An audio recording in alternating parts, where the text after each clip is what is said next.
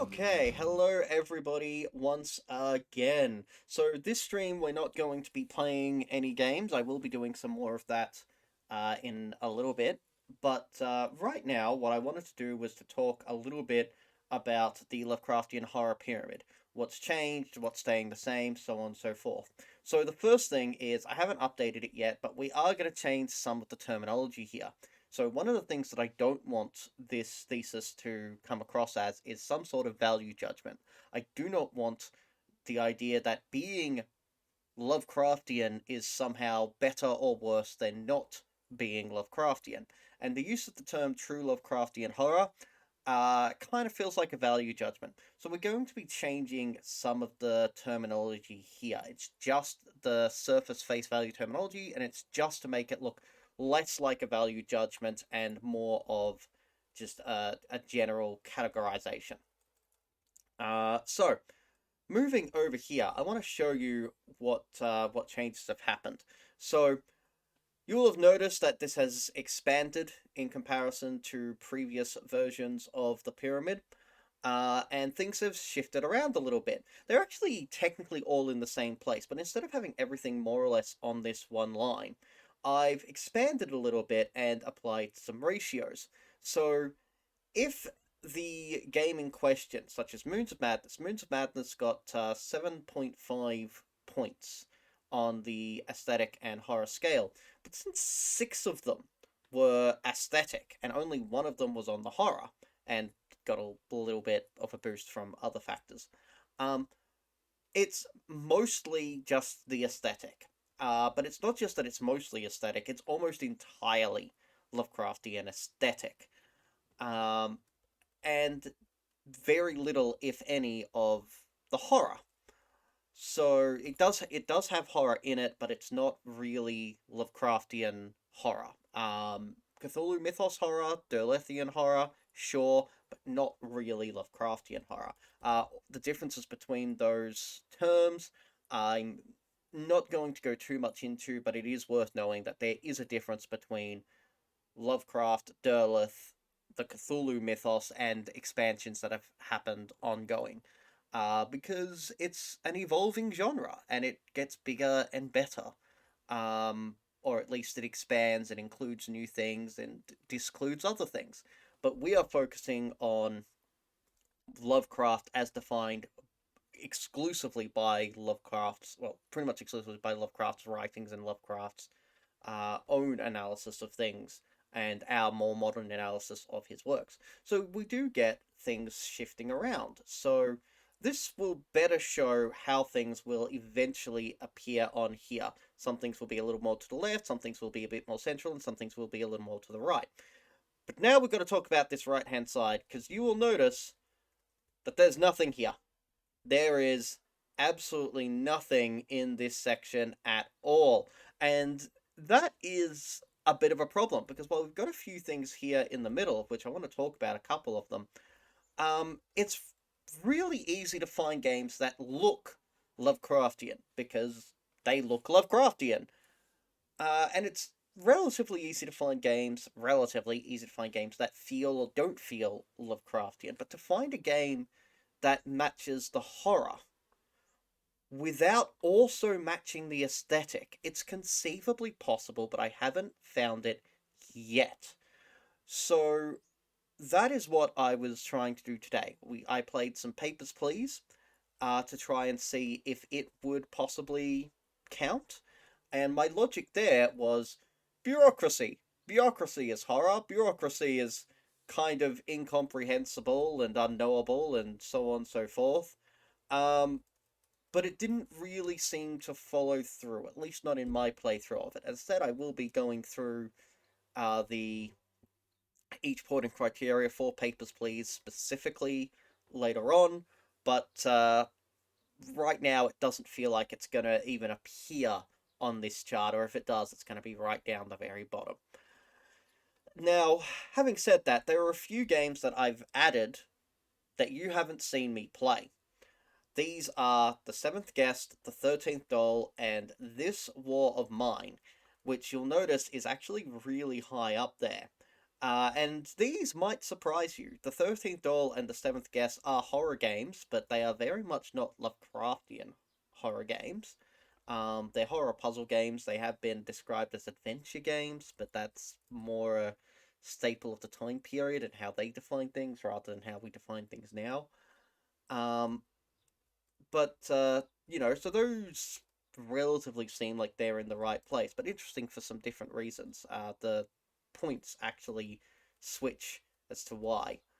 But this War of Mine ends up being one of the highest placed games, and it has more examples of the horror than it does of the aesthetic. And you might be asking, what aesthetic? Well, there's a few points of the aesthetic. Like, if you're looking purely at the visuals, no. But if you're looking at styles of the narrative and even some of the themes, it actually strikes some of those themes, including one theme that we almost never see. So, one very strong feature of Lovecraft is an emphasis on traditional values. And there is a pretty solid emphasis on traditional values in this game. And it stands, and this is important, is that it stands in contrast to the horror. So it actually does match quite a few points of the definition, which is interesting because it beats out a lot of other games that you would consider horror, that you might consider Lovecraftian, which makes it a really interesting point of reflection. And I've included it for a few reasons. One, because it is surprisingly high up the list, but also because it's one of those games that, if you want to make a value judgment of this chart, if you want to say, is this actually useful? Finding examples of games that meet the definition, but you wouldn't agree meet the definition, at least at face value, are important. So, in my thesis as a whole, this is one of those games that is almost certainly going to be in the final draft of the thesis, because it is a perfect example of a game that you would look at and say, what? How is that Lovecraftian? And I have to explain it, and I have to convince you that this game is Lovecraftian, that this game meets the definition at least sufficiently. Now, I don't think that this game is. I would not call this game Lovecraftian myself, and I do say that in the thesis. But it is very, very notable that it ends up so high on the chart, beating out other games that a lot of other people would consider Lovecraftian. Remember that almost every single game on this list was recommended to me by members of the HP Lovecraft Historical Society or by certain friends of mine who consider themselves very strong Lovecraft aficionados. So, the fact that this War of Mine beats so many of these games, most notably including Darkest Dungeon, um, but the fact that it beats so many games is an interesting point of reference, and it kind of creates that line between what does it mean to have a lot of Lovecraftian content, even if you are not trying to be Lovecraftian or don't consider yourself Lovecraftian. And this is where we look at the horror, like the mostly horror side of this picture. This War of Mine ended up tapping into more of the horror than the aesthetic, but it still had a solid amount of the aesthetic, the style, even if not the visuals. You might not find any tentacles in here, but there are other things other than references to Cthulhu and the existence of tentacles that are defined by the 10 points of aesthetics. So that is something I really wanted to just sort of raise to your attention. It is notable that Dagon is the game that is both the highest in the listing and one of the most balanced between aesthetics and horror. Terrible Old Man is in a similar boat, and Cultist Simulator is higher on the aesthetics than it is on the horror, but it still has a very high score overall. So I just wanted to bring this to your attention because this is where we start getting into the territory where you look at the pyramid and might go, I don't think I agree with that. Or you'll think about it more and go, oh, I see, I get that, I have concepts about that. So this is where some questions will get asked and hopefully will get answered. But I am still stuck on this section. So if you have any games that you are personally like, I think that this is a Lovecraftian game, even though it's hard to convince anybody that it is. I think that this game explores some element of cosmic horror or Lovecraftian horror specifically, but it doesn't look Lovecraftian. Nobody would ever look at this game and think it's a Lovecraftian game.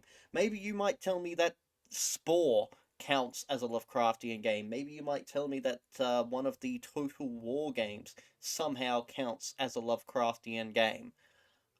There's so many games that if you honestly believe that the game is horror and still has some Lovecraftian elements, then throw it at me. I really want to find some games that lack all elements of the aesthetic, all elements of the style, the visuals, the terminology. Like, I want games that do not feature the Necronomicon, that do not feature Cthulhu, and are just horror. Which leads me to the next game for today, which I actually kind of forgot about at the end of the previous telling, is we have got today PT to play, and also we have Gibbous, the Cthulhu Cat adventure game, and we also have Cult of the Lamb. So I'm thinking that we are going to take a crack at PT, and that will be interesting because it is a sort of PC port or PC remake of the original demo. So I'm not 100% certain. I did play the original demo when it was originally out, but I don't know how accurate this port is because I think it's a recreation of the game and not a direct port of the original game. So I'm definitely very open to and very much looking for criticism. People who know better, people who played the original PT and can tell me if it's an accurate portrayal of that game or not. Now, given that it is very much a horror game, it is one of those games that is designed to be played at night, and it is very not night right now. It is just after 5 p.m. So, you know, there's something to be said about that. But I understand that a playthrough of that game is usually around 2 to 3 hours, something like that. It might be much longer if you're me and are terrible. But I figure that it's a pretty solid game to get started because if we can knock it out today, it means I can possibly spend the evening doing some Stygian Reign of the Old Ones, which is an much larger ongoing narrative game that I feel like it must have more Lovecraftian content than I've currently seen, so I want to play it at least a bit more before I try and judge it. You'll notice that Color Simulator is in italics, and that's because I also haven't finished that game. There may be more elements of horror or aesthetic in that game than I currently give it credit for. But right now, that is where it's placed. Whereas Stygian Reign of the Old Ones, I don't actually feel I've got enough information yet to make a decision on. Same with Conan the Barbarian, Exile specifically, but we'll get to that eventually as well. In the meantime, that is currently the pyramid. That is currently what I'm looking at trying to expand and or work on, and those are the additional games that I added to the pyramid right now. So I will see you at my next stream, which will probably be starting in about 10 minutes or so. I'm just going to take a quick break to get myself a drink, maybe a bite of something, and then I'll get stuck back into it. In the meantime, have a lovely whatever time it is for you. Farewell.